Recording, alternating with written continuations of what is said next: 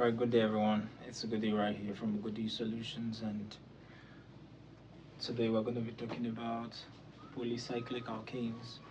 And because this is a marathon class, we're going to make everything a bit snappy and straight to the point. So join me as we have a smooth ride. Polycyclic alkanes, alright, basically are alkanes that have more than one. Poly represents more than one, alright. Just basically cyclic alkenes that have more than one of it overlapping. Alright, and for today's class, we're going to be focusing on bi-cyclo alkanes. Bi tells us two. So this is a cycloalkane, right? This is cyclopropane, by the way, and then this is cyclobutane, right?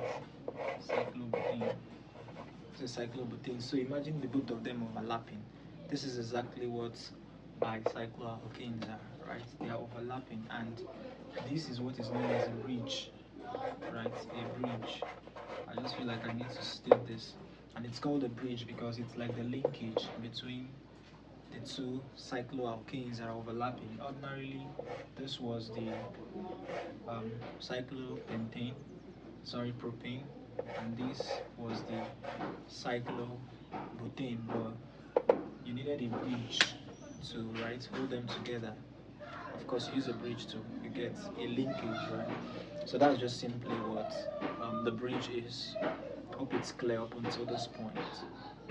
Alright, so I personally developed 3 rules I feel like is going to help generally in drawing bicycloalkanes from their names, and the rules are as follows. Now, those rules are not explicit, but more often than not, they're going to be helpful. I just had to break everything down to just 3 rules.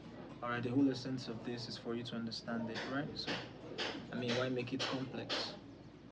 So the rule number 1 is to identify the parent structure. So I had to go to the past question and I brought out this compound. So this is the compound we're going to learn and use to demonstrate these rules. Bi-cyclo 411 octane. Alright, so do take note of that. And the second rule says draw a structure having n minus z number of sides. I meant to say shape, right? So you can say structure or shape. It's actually shape. Alright, but we're dealing with cyclo alkanes, so you can as well call it structures, right? And then the final rule says place the bridge to map out x, y, and z. Now, what is the x, y, and z? In this context, and for my convention, which I've been able to develop, let's call this x, y, and z. And just as a disclaimer, I don't mean to get it twisted or complicated. It's just an effort to make it easy. So please don't let the x, y, and z make you begin to think, wait a minute, is this mathematics? It's not, okay? I'm just basically trying to simplify everything. Right, so the first rule says identify the parent structure. Alright, N. The parent structure here is octane. So what would the N be? 8. Alright, so N is 8. Hope that's clear. Oct basically is a prefix that tells us that we have 8 carbons bonded together, and in because we're dealing with alkanes, right? Single carbon bonds. So 8 is our N. The second rule says draw a structure having n minus z number of sides. So when you do 8 minus our z here is 1. Alright. By the way, you're going to notice that in every bi-cyclo alkane, the numbers basically reduce, like from the highest to the lowest, right? So and the z is the farthest one on the side. So 8 minus 1, which is our z, is going to give us 7, right? 8 minus 1, 7. So that means we're going to draw a structure that has 7 sides. So with practice, you'll be able to perfect it, but regardless, just make sure the 7 sides are, very, very clear, okay? So it's going to be something like this. 2, right? 3, 4, 5, 6, 7. Right, so this is 7 sides. 1, that's 1, 2,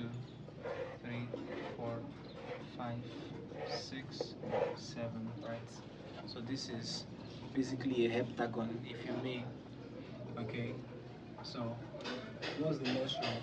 Place the bridge to map out X, Y, and Z, right? So what I'm gonna do now is to place a bridge. I already explained what a bridge was. It's just basically like a linkage. Let's assume there was a bridge like this, right? So it's just basically linking this compound, this cyclo, and the other cyclo. It's just an example, so I'm gonna clean it. Now, 4, okay? So having drawn the 7-sided figure, because 8 minus 1 is 7, you're going to draw the bridge. Now you're going to pick your starting point, all right? That's where the bridge is going to be. For instance, the bridge could go like this, it could go like this, it could go like this, but it's going to run from one vertex to another vertex, all right? Do you understand it now? So the second thing you're going to do now after picking a point is to exclude that point, because that's the bridge. You're not going to count it. So we have 4 here. Okay, so you're going to count 1. Alright, we're going like this. 1, 2, 3, 4. When you get to the 4th one, okay, move over to the last one, right? And just like place an asterisk, you started here and you ended here. Okay. So after figuring out that it's going to be between this and this, alright, that the bridge is going to be between this and this, the second and should I say final thing you need to do is you need to confirm that whatever number you're having here is the number of verticals you're having on this side. Alright, so between this and this on this side, how many verticals are you seeing? Simply just this, right? And then on this side, how many are you having? 1, 2, 3, 4. That confirms this. 1 on this side, that confirms this. The final one you're going to do is for this one. Alright, and to do it, if you just join the line straight, there's no vertical. Alright, there's no vertex at all on that particular line. So you're basically going to try to get 1.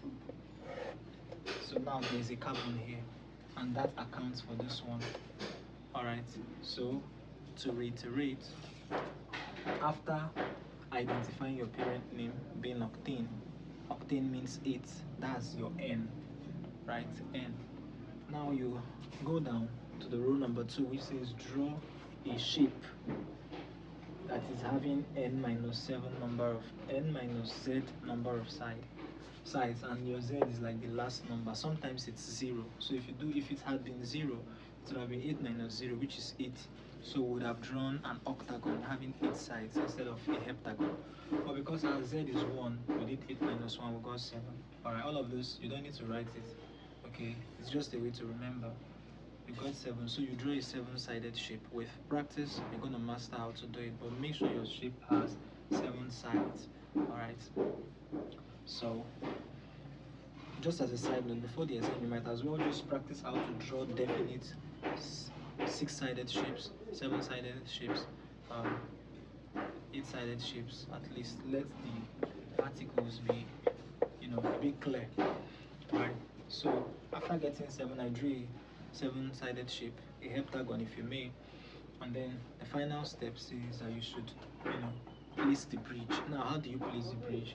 You are trying to get a bridge where you have these 4 carbon on this side, excluding the bridge, and have 1 on the other side, and then on the bridge itself, you have the final number.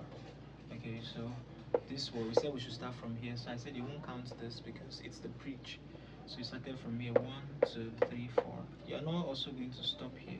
You're going to stop in the next one so that you are not counting the bridge. The bridge shouldn't be counted.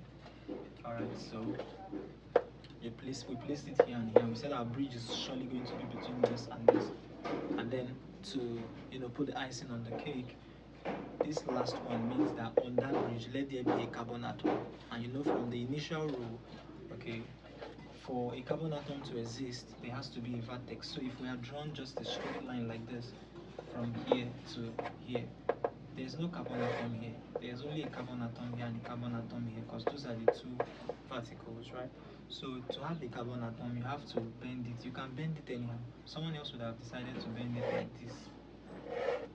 It's still correct as long as there's only one vertex here. It means, there's a carbon atom there. So do take note of that. Alright, so in essence, if you wanted to go back, like to reverse, like to name the compound from this, how you're going to go about it is this. You're going to start to number, and there's a rule. Please pay attention. This one is not so necessary because more often than not, in an exam scenario, they'll always give you the name and say you should draw it, because it's really difficult for the typists to actually draw these things. Okay, so more often than not, they give you the name and say you should draw it.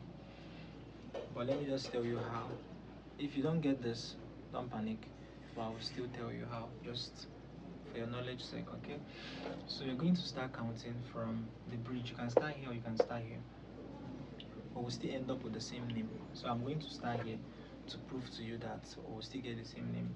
The bridge is where, like, the meeting point. Alright, I already explained that, so let's start here. Now there's a rule that you're going to count in the direction of the longer route.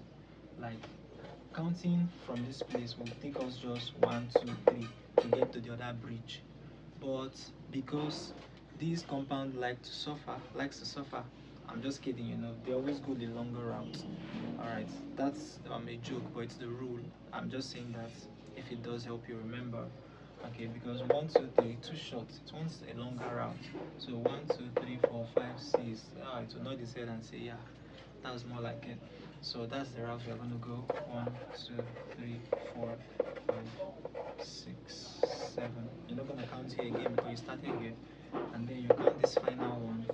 If it was just a straight line like this, you're not going to count it because that means there's no carbon atom there. Right, so this 8 tells you it's an octane, a cyclo-octane to start with. Alright, 8. Then now, in order to get what you're going to do here, the 441 and stuff is excluding the joints. Count the one that is many. 1, 2, 3, 4. You're not going to count this one. You're not going to count the bridge. I said that before, even when we're trying to draw it. 1, 2, 3, 4. You write the 4 down. On this side of the bridge, how many is left? 1. You put a dot. 1. Put a dot, not comma. A dot, a full stop. And then you count the bridge itself. 1. Place it in a square bracket, not a normal bracket. A square bracket. Okay? When you place it in a square bracket, right? The next thing you're going to do is just to write Bi-Cyclo.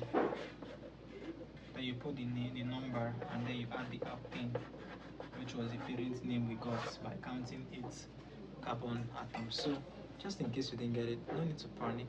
Alright, there's no cause for alarm. You have nothing to lose, so long as you can actually draw it from the name. But it only helps if you can actually also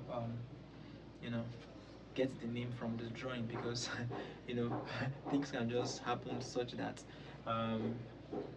in this our set they can just decide to just bring a question, draw it, and say we should name it. So it's only good you know it both ways. Alright, just to be on the safe side. Okay, so I'm going to do one more example, and that'll be it. So the next question we're going to be tackling is Bi-Cyclo 420 octane. Alright, so remember the first rule to actually identify the parent structure N, right? So it's octane again, so it is our N, right? Then the second one that says draw a shape that has N minus Z number of sides. Alright, so X, Y, Z. Our Z is 0. 8 minus 0 is 8. So we're going to draw an octagon, right?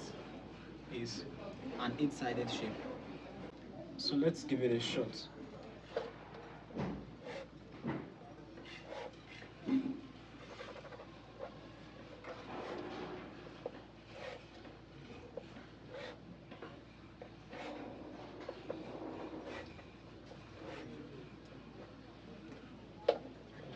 So I feel like this is my best shot. but you can as well, you can do better, right? 1, 2, started here, okay, 1, 2, 3, 4, 5, 6, 7, 8. Alright, so this is an octagon ball. You could actually do better, but I'm not going to clean it because this is for explanation purpose. So let's assume we are starting here, right?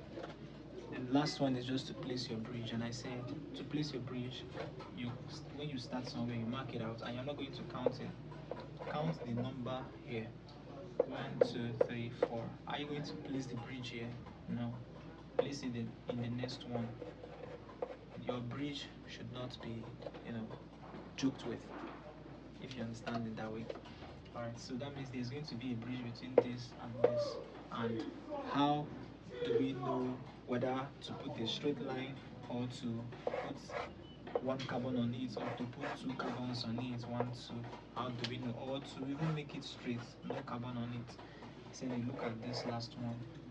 Since it's 0, it means there will be no carbon on it. So we're basically going to take a straight line, unlike the last one we did, where we added one vertex to make sure it accounted for the one that was here. If it was 2, we would have done something like this, so that there will be 2 verticals, right? To account for the 2 carbon atoms. Okay, so since it's 0, you just add it. You will notice that we have 1, 2, 3, 4 on this side, and 1, 2. This middle one on this side, and none on this side. So that's where the 420 comes from. Hope you understand it. So to draw the structure, Bi-Cyclo 420 obtain, you just basically draw this, you get your mark, and you move on. I want to state finally that there could be substituents, okay? You could actually add some substituents. They could say 2-chloro. So let's assume there was 2-chloro here.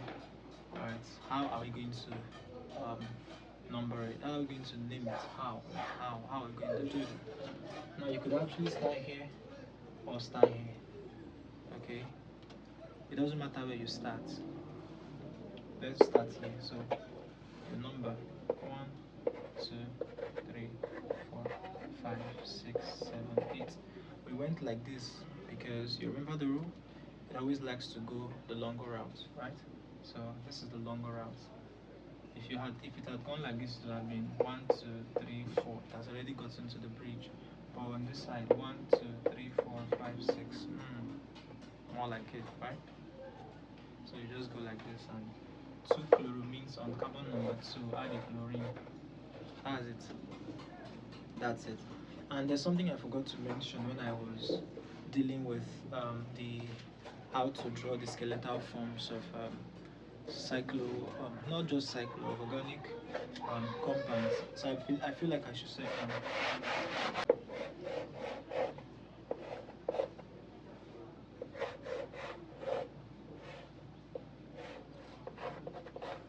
these two things are not the same. That might seem so obvious, but I'll tell you for free that more often than not, people make mistakes in this skeletal structure. Let's say you were asked to draw chloropentene,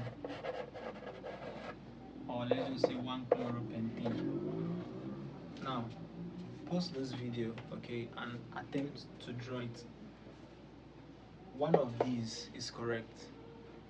Which did you draw? Which do you think is correct? I'll tell you for free that many people will pick this. Some other persons will pick this. So let's see which of them is correct. The first thing you need to do is to draw your pentane out, right?